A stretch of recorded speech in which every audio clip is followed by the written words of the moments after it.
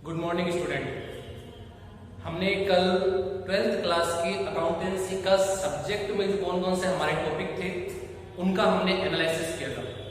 आज जो है हम अपने टॉपिक को फर्स्ट जो चैप्टर है अपना जनरल इंट्रोडक्शन ऑफ पार्टनरशिप उसको स्टार्ट कर रहे हैं। उससे पहले मैं आपसे बातें कर लूं कि 11th क्लास के बारे में कि हमने जो 11th में पढ़ा था और जो 12th में पढ़ेंगे दोनों में डिफरेंस क्या है, ठीक है।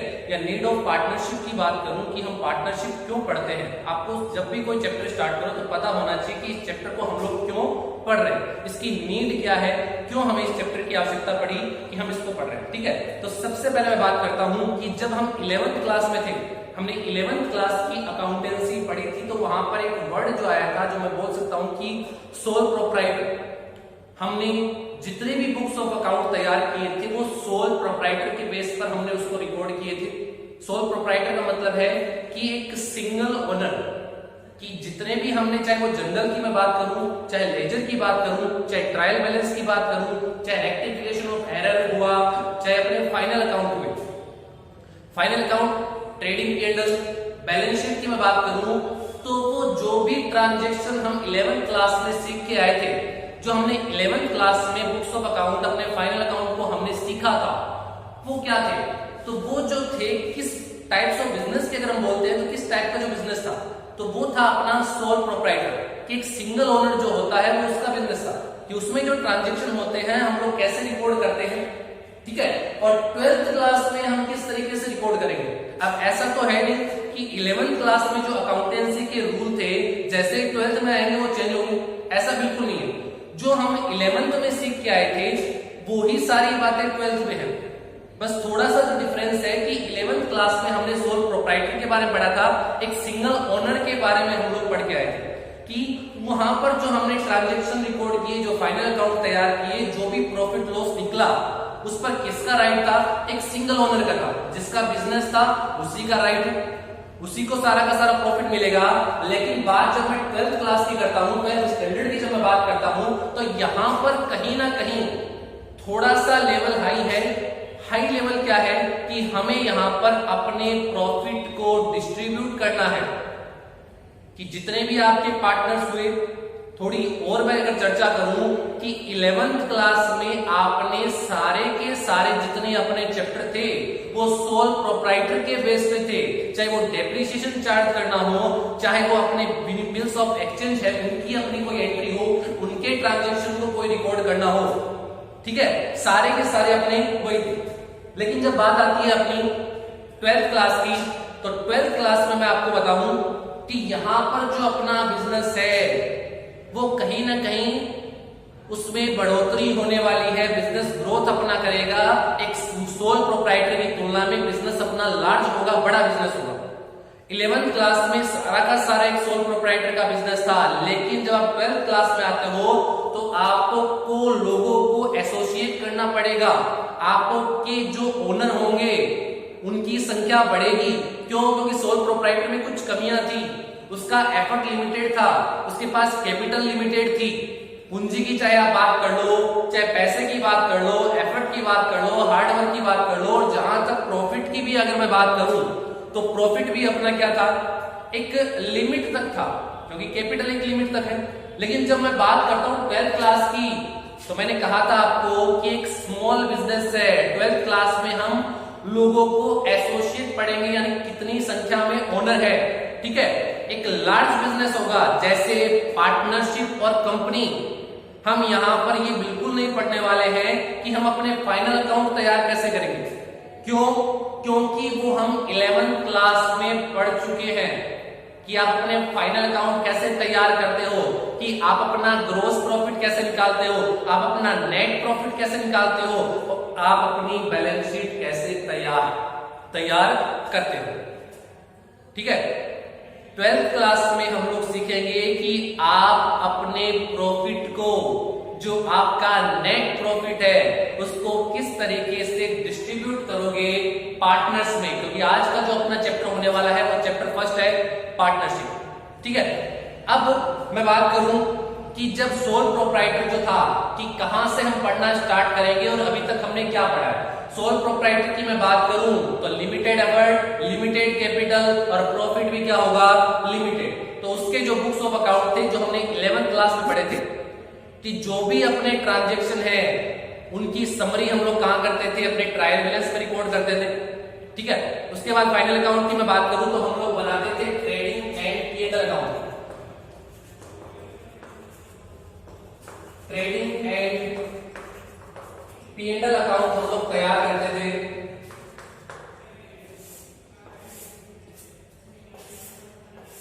और ट्रेडिंग और पीएनएल अकाउंट यहां तक का जो अपना था वो ट्रेडिंग अकाउंट था, दोनों साइड में टोटल इक्वल आती थी।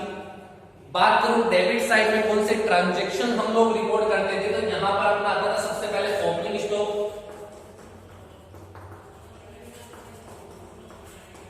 सेकंड नंबर पे बात करूं तो अपना आता था परचेज,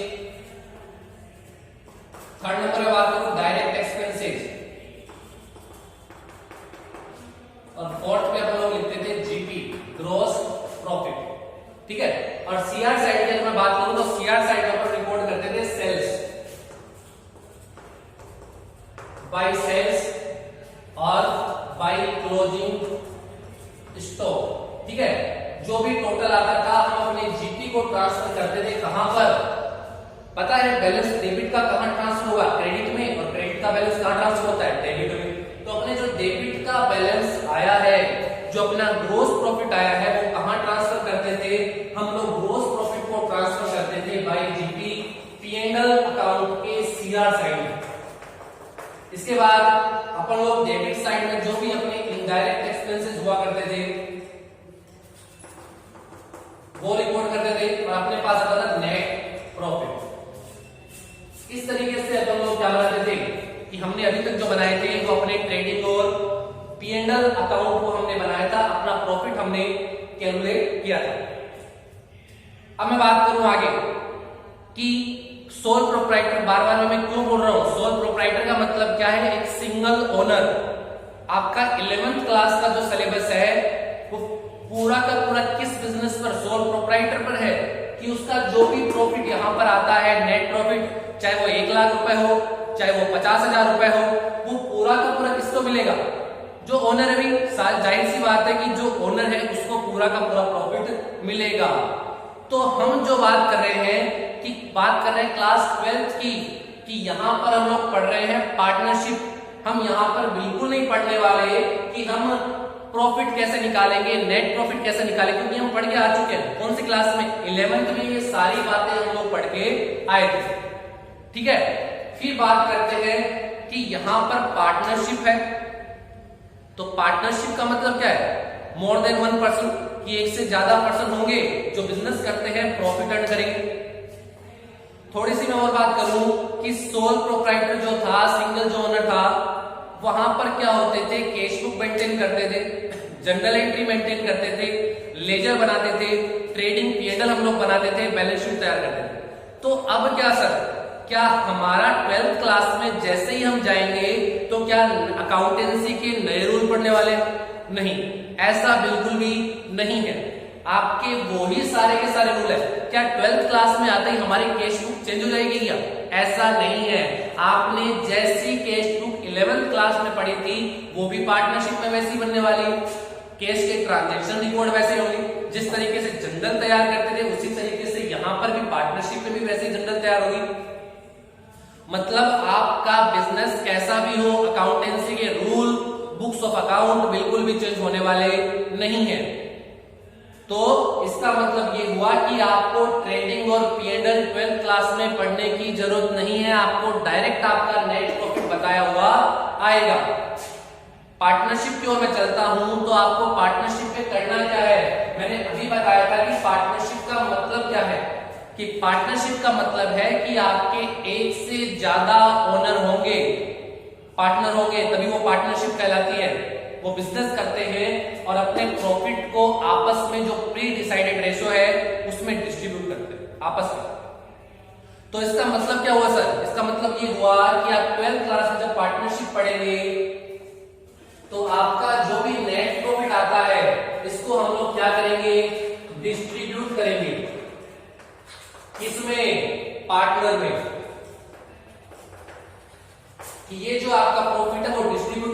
किसमें, पार्टनर्स में।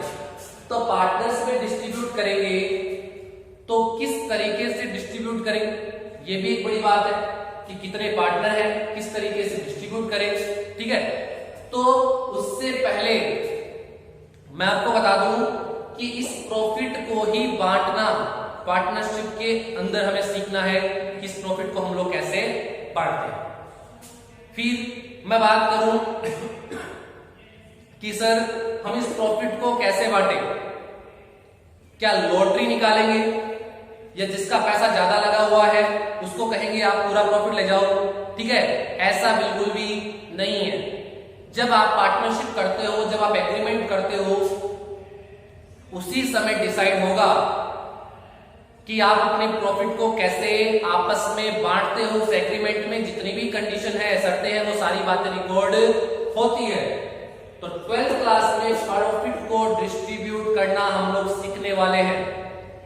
ठीक है, तो यहां पर जो भी पार्टनरशिप के बीच में आपसी रजामंदी या सहमति से जो बातें तय होती है, जो कंडीशन जो है, वो शर्तें जो है बिजनेस को लेकर, उसी के अकॉर्डिंग हम प्रॉफिट को बांटेंगे। तो यहां पर सारा का सारा काम जो ट्रेडिंग P&L हुआ वो एज इट इज वैसे ही होने वाला है। हम कहेंगे कि इसकी जरूरत ही हमें नहीं पड़ेगी, हमें प्रॉफिट बताया हुआ आएगा। अब हम आगे बात करते हैं इसकी डेफिनेशन की।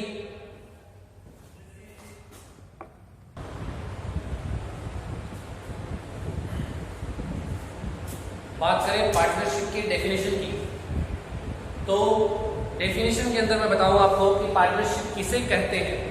तो पार्टनरशिप जो है, इसके लिए सामान्य अगर नॉर्मल लैंग्वेज में हम लोग कहें कि जहां पर एक से ज्यादा बिजनेसमैन जो होते हैं, ओनर होते हैं, वो पार्टनरशिप कहलाती है।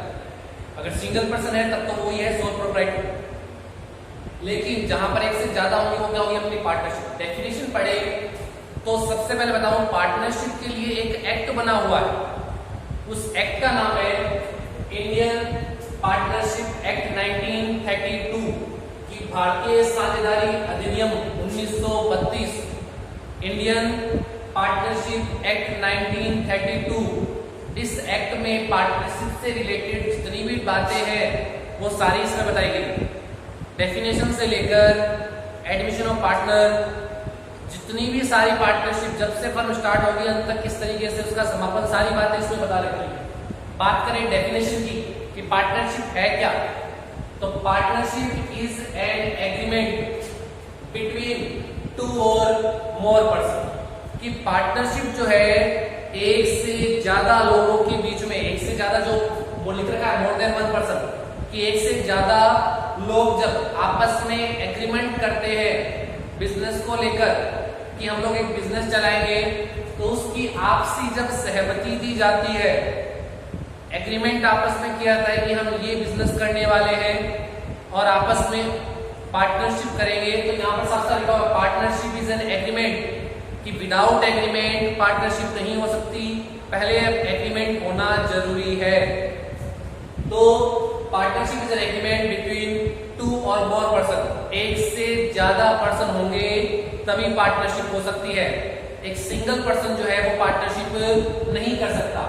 उसके बाद आगे बात करें, वो है एग्रीड टू शेयर प्रॉफिट और loss of A business carried by all और any one of them.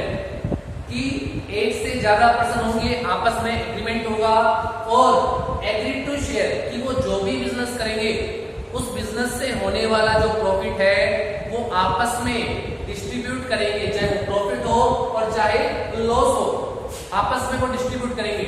Of A business, जो भी वो लोग बिजनेस कैरी कर रहे हैं, बिजनेस क्या होना चाहिए, लीगल होना चाहिए फॉर ऑल और एनी वन ऑफ देम। जो भी बिजनेस का संचालन हम लोग बोलते हैं, क्रेडिट्स को बोलते हैं, कि वो सभी के द्वारा या उनमें से कोई भी एक संचालन उसका देखभाल कर सकता है। तो ये तो हुई अपनी डेफिनेशन। तो अगर मैं नॉर्मल लैंग्वेज में कहूँ तो पार्टनरशिप करने के लिए आपको बता रखा है कितने पर्सन होने चाहिए, more than one person.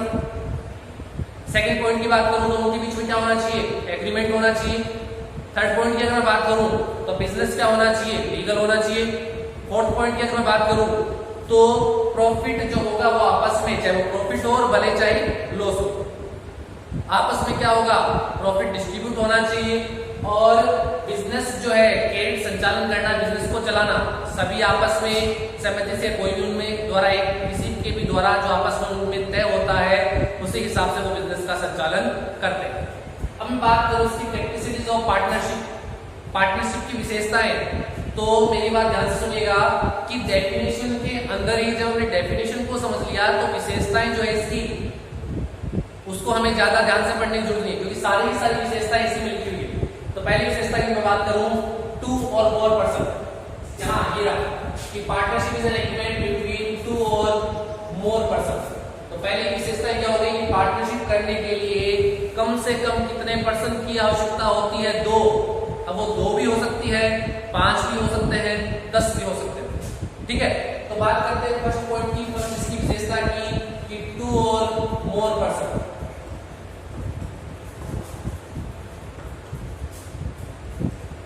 Partnership जो है करने के लिए कितने लोगों की आवश्यकता होगी? 2 और मोर पर्सन, एक से ज्यादा व्यक्तियों की हमें आवश्यकता होगी, तभी हम लोग पार्टनरशिप कर सकते हैं।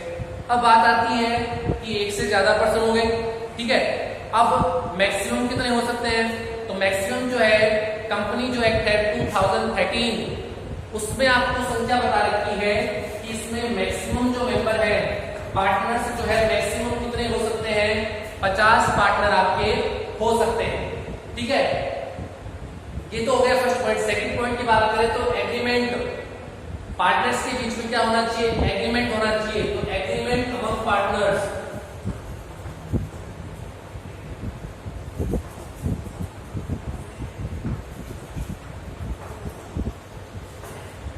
ये जो संख्या बता रही है मैं आपको बता दूं, जो कंपनी एक्ट बना हुआ है, कंपनी एक्ट 2013 उसमें रूल है, वहां पर आपको मैक्सिमम नंबर बता रखे कि आपके पार्टनर्स जो है वो मैक्सिमम कितने हो सकते हैं। सेकंड पॉइंट की मैं बात करूं, एग्रीमेंट अमंग पार्टनर्स, पार्टनर्स के बीच में क्या होना चाहिए? एग्रीमेंट होना चाहिए, तभी वो पार्टनरशिप कहलाएगी। तो एग्रीमेंट की जहां पर बात आती है तो इसके लिए एक्ट बना हुआ है इंडियन कॉन्ट्रैक्ट एक्ट 1872, 1872। तो एग्रीमेंट की मैं बात करता हूं तो इसके लिए एक्ट बना हुआ है इंडियन कॉन्ट्रैक्ट एक्ट 1872, 1872। अब आप बोलोगे कि सर ये जो एग्रीमेंट है तो इसमें कॉन्ट्रैक्ट की क्या मतलब? ये जो एक्ट बना हुआ है आपको मैं बता दूं कि एग्रीमेंट तो ठीक है, सबको समझ में आता है कि एग्रीमेंट की डेफिनेशन क्या है कि जहां पर 2 पर्सन, 2 व्यक्ति जो है किसी बात को लेकर आपसी सहमति व्यक्त करते हैं, वो रिटर्न जो होगा, लिखित में दस्तावेज जो होगा वो कहीं ना कहीं क्या कहलाता है? एग्रीमेंट कहलाता है, ठीक है। आप फिर जो बातें या जो शर्तें सहमत हुए हैं तो अगला पर्सन आपको बाध्य कर सकता है, अगर आप उन शर्तों को नहीं मानते हो तो लीगली एक्शन वो ले सकते हैं, क्योंकि एग्रीमेंट में वो सारी शर्तें, जो क्लोज जो होते हैं, जो बातें जो पॉइंट हुए हैं वो सारे उसमें नोट आउट होती है। तो कभी भी एग्रीमेंट साइन करने से पहले, सिग्नेचर जो करने से पहले आपको उसमें जितने भी क्लोज बता रखे हैं, जितने भी टर्म उसमें बता रखी है वो आपको अच्छी तरीके से पढ़ना चाहिए। अब मैं बात करता हूं इंडियन कॉन्ट्रैक्ट एक्ट की, भारतीय अनुबंध अधिनियम जिसको बोलते हैं 1872, कि ऐसे कौन कौन से व्यक्ति हैं जो अनुबंध नहीं कर सकते, कि ऐसे कौन कौन से व्यक्ति हैं जो अनुबंध नहीं कर सकते। तो मैं लिखूं माइंड किसको बोलते हैं कि जो नाबालिग व्यक्ति है वो एग्रीमेंट या जो कॉन्ट्रैक्ट नहीं कर सकता, कि जो नाबालिग व्यक्ति है वो कॉन्ट्रैक्ट नहीं कर सकता। सेकंड में बात करूं पर्सन ऑफ अनसाउंड,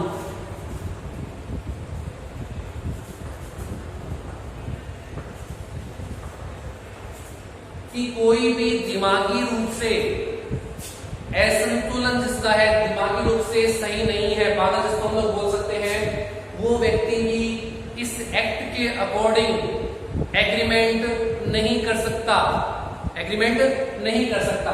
और थर्ड पर्सन की बात करूं तो person disqualified by any law,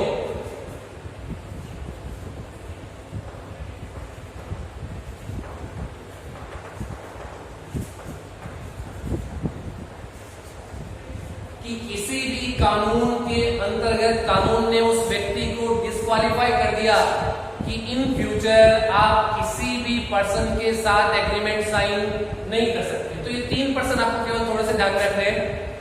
विशेषता दोबारा से मैं पढ़ूं। फर्स्ट जो अपनी कैरेक्टरिस्टिक्स क्या है, पहली विशेषता है कि पार्टनरशिप करने के लिए कितने मेंबर होने चाहिए, कितने पर्सन होने चाहिए, मोर देन 1। मिनिमम तो हो गए कितने, 2, और मैक्सिमम कितने हो सकते हैं, 50। सेकंड में अगर विशेषता पढ़ूं, एग्रीमेंट अमंग पार्टनर्स, की पार्टनर्स के बीच में क्या होना चाहिए, एग्रीमेंट होना चाहिए।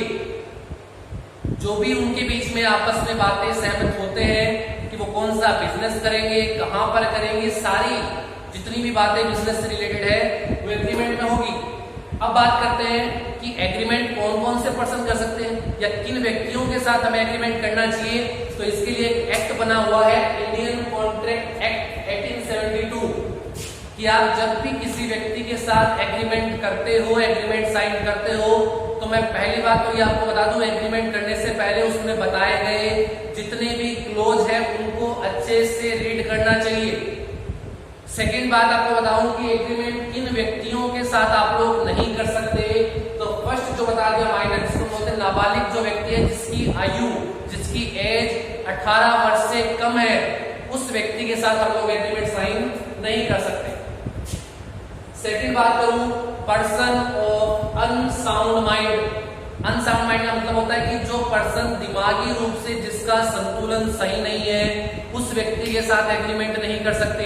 थर्ड पॉइंट की मैं बात करूं, person disqualified by any law, कि किसी भी कोर्ट ने कानून के अंतर्गत कह दिया कि ये व्यक्ति भविष्य में किसी के साथ भी एग्रीमेंट कॉन्ट्रैक्ट साइन नहीं कर सकता, तो वो पर्सन डिस्क्वालिफाइड होगा। ये हो चुका है। फर्स्ट हो गई अपनी एग्रीमेंट होनी चाहिए, मोर देन 1% होना चाहिए। थर्ड की मैं बात करूं तो क्या लिखा हुआ है, शेयर ऑफ प्रॉफिट। तो थर्ड पॉइंट की मैं अगर बात करता हूं, नोट आउट कर दो इस साइड में, शेयर ऑफ प्रॉफिट, कि पार्टनर्स जो है, मैंने आपको पहले बताया था कि प्रॉफिट कैसे कैलकुलेट करेंगे वो यहां पर नहीं पढ़ने वाले। यहां पर केवल हम पढ़ेंगे कि आप अपने नेट प्रॉफिट को किस तरीके से डिस्ट्रीब्यूट करते हो, किसमें, अमंग पार्टनर्स के बीच में। तो शेयर ऑफ प्रॉफिट लिख दो, साथ में चाहे लॉस भी आप लोग लिख सकते हो, प्रॉफिट एंड लॉस, कि पार्टनर्स क्या है, एक से ज्यादा है, प्रॉफिट होगा। सबसे पहले तो बात करूं, कैपिटल ज्यादा लगी होगी, प्रॉफिट ज्यादा होगा, एफर्ट ज्यादा लगेंगे, हार्डवर्क ज्यादा होगा। तो जो प्रॉफिट आएगा उस पर किसका राइट है। 11th क्लास में जो सारे के सारे चैप्टर हम लोग पढ़ गए थे वो थे सोल प्रोप्राइटर, एक सिंगल ओनर था। जितना भी प्रॉफिट आता है किसको मिलेगा, उसी को मिलेगा। लेकिन जो मैं बात कर